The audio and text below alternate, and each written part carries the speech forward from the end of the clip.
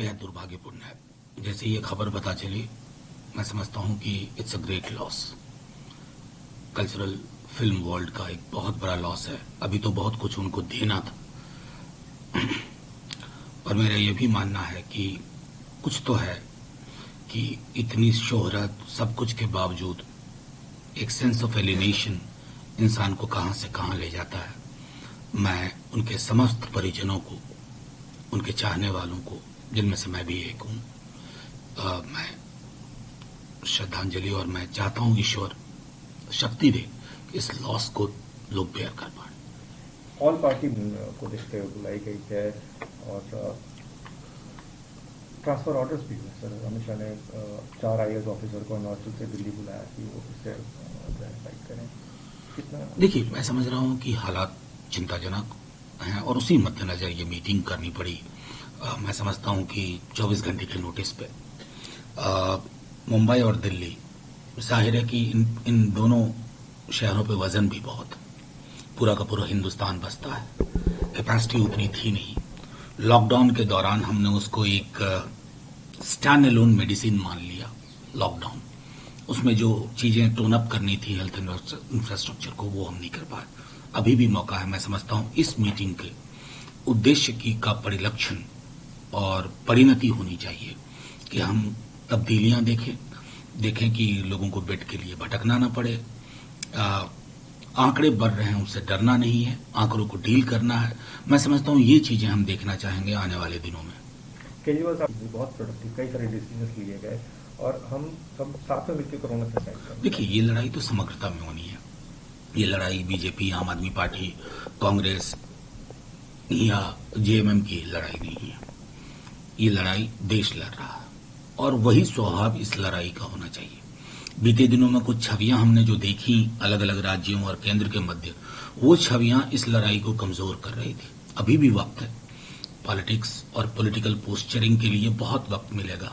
एक बार इस महामारी के दौर से इसकी कुव्यवस्था को मैं समझता हूं कि चेक करने में हमारी पूरी कोशिश, हमारे इरादे दिखने चाहिए।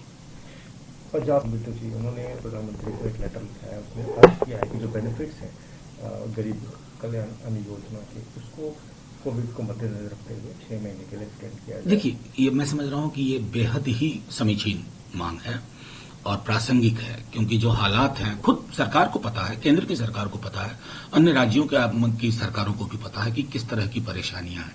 एक तो महामारी से लड़ाई चल रही है, दूसरा इस महामारी के कुप्रभाव खास करके हाशिए के और गरीब समूहों में जो है, उसके मद्देनजर न सिर्फ गरीब कल्याण योजना, मैं तो अभी भी कहूंगा जो मांग कई लोग कर रहे हैं कि non income tax paying family को आप कम से कम 3 महीने आने वाले से जुलाई, अगस्त, सितंबर आप 8,000 हो, 7,500 हो, वो कैश ट्रांसफर करिए।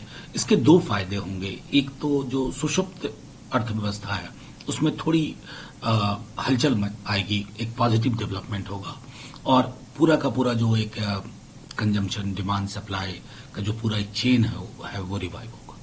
राजनाथ सिंह जी ने कदम चुका है और यूके जल्द ही चाहेगा कि वो भारत के साथ हो। देखिए, मैं राजनाथ सिंह जी बहुत वरिष्ठ मंत्री हैं, बहुत दिनों से लोक जीवन में हैं। हाल के दिनों में लेकिन जो हालात हमने चाइना की सरहद पे देखे हैं, चाइना के साथ, या जो कुछ नेपाल में हुआ है, हमें लगता है कि हमारी नीति और नीयत रिटॉरिकल से निकल करके रियलिटी पे आए। डिप्लोमेसी ट्रायल बैलून ना हो। दुर्भाग्य से ये कहना पड़ता है कि डिप्लोमेसी को हमने ट्रायल बैलून बन जाते देखा है, बनते देखा है। गडकरी साहब ने बोला एक तरफ से चाइना, दूसरी तरफ से हमें शांति चाहिए, अहिंसा चाहिए, और हमने कभी भी जो है लैंड छीनने की कोशिश नहीं की भूटान से या बांग्लादेश से, और हमें पाकिस्तान का लैंड चाहिए, ना कि चाइना। हमें चाहिए सिर्फ और सिर्फ पीस। मैं मानता हूं ये मैसेज हिंदुस्तान ने लगातार दिया। पहली बार ये संदेश नहीं दे रहा, बार बार ये संदेश दे रहा है। लेकिन एक चीज और भी ध्यान में रखने की जरूरत है। शांति स्वाभिमान की कीमत पर नहीं हो सकती ना। स्वाभिमान को चोट पहुंचे और हम सिर्फ शांति, उसके लिए आवश्यक है कि जो हमने देखा, मैं दोबारा कह रहा हूं कि अभी तक लद्दाख में क्या हुआ, देश को कोई एक ऑफिशियल ब्रीफिंग नहीं हुई है। नेपाल में कल हो गया, आज उनके ऊपरी सदन में जा रहा, कोई एक स्टाउट रॉबस्ट एक ऑफिशियल ब्रीफिंग हमने नहीं देखी है। तो ये चिंता का सबब है थोड़ा।